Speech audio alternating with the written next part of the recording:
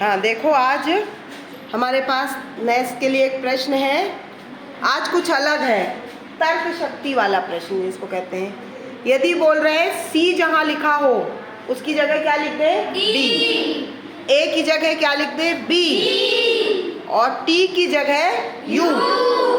तो देखो, हमने सी की जगह क्या बोला? डी, तो एरो बना के डी लिख दिया। ए की जगह बी और टी की जगह यू, तो हमारा कैट क्या बन गया? CATDBU बन गया, है ना। कैट को हम ऐसे कोड वर्ड में ऐसे लिख सकते हैं। तो अब आपको ऐसे ही कोड वर्ड में बताना है। यदि ROSE लिखा है, रोज उसको कहते हैं, तो रोज को क्या लिखेंगे?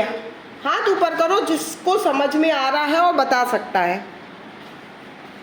2 बच्चे और कौन बता सकता है?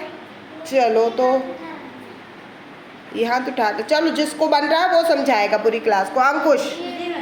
अंकुश आओ।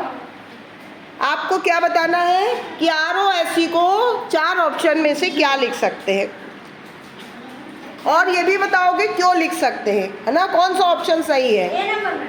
कैसे? ऐसे मैम कि सी की जगह टी लिखना है। सी की जगह डी है बेटा। डी लिखना है। हाँ। और ए की जगह बी लिखना है। तो कैसे पता कि मतलब क्या, इससे क्या निष्कर्ष निकाल रहे हो आप?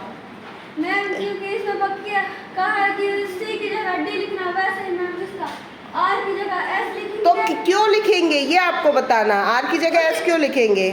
मैम जो कहा कि उसके स्थान में दूसरे को तो दूसरा आप एस ही क्यों ले रहे हो ये बताओ। आप आर की जगह टी क्यों नहीं ले रहे? बस इतना बता दो।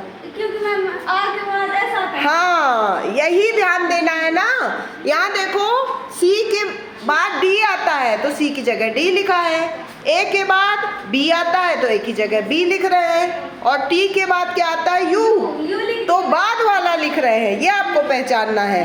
अब बताइए, ROSE की जगह आप क्या बोल रहे हो, क्या लिखेंगे? आर की जगह एस लिखेंगे मैम, ओ की जगह पी और एस की जगह टी और ई की जगह एफ मैम। हाँ, और तो ए नंबर सही है। बाकी बी में क्यों गलत है? क्योंकि मैम एस पहले लिख दिया है। एस तो सही है, आर के बाद एस आता है। हाँ, ओ की जगह टी लिख दिया। हाँ, ओ के बाद टी नहीं आता है ना। अब तीसरा क्यों गलत है ये भी बता दो।